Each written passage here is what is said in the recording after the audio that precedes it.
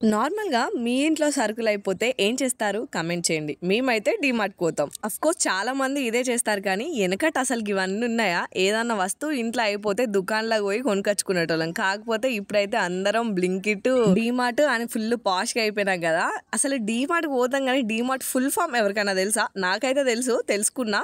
తెలవకపోతే ఇప్పుడే గూగుల్ చేసి కామెంట్ చేయండి. ఇక్కడ చూసిల్లా ఇద్దరు దొంగలు అక్కడ పూల్ మకాన్ ఉంటే నోట్లేసుకున్నారనమాట. డీమార్ట్‌కి పోయినోళ్ళు ప్రతి ఒక్కరు ఇట్లా పుట్నాలో, పల్లీలో ఆఖరికి చక్కెరనో నోట్లేసుకొని తింటారు. అవునా కాదా? డీమార్ట్ మెయిన్ మోటో ఏంటి? ఒక్క వస్తువు కోసం పోయిన మనం 10 వస్తువులు కొనుక్కొని రావాలి. అది DMart owner plan. Owner plan కి బలయ్యి అందరం ఫుల్ అవుతాం. అందుకే ఒక్కొక్కరి బిల్లు 10-15 వేలు అవుతాయి. కాకపోతే మేము చూసిల్లా ఎంత బుద్ధిమంతులు లెక్క ఒక్క జంక్ ఐటమ్ గానీ ఒక్క అనవసరమైన ఐటమ్ కానీ మా లిస్ట్ లో అస్సలు ఉండనే ఉండదు. అందుకే మా బిల్ ఎప్పుడు 2000 బిలోనే ఉంటది. డీమార్ట్ కి వెళ్తే మీ బిల్ ఎంత అవుతుందో కమెంట్ బాక్స్ లో కమెంట్ చేయండి. మాకంటే తక్కువ బిల్ చేసే వాళ్ళు ఉన్నారో కూడా కమెంట్ చేయండి. ఇంకా ఈ వీడియో నచ్చితే like, share and subscribe. Bye.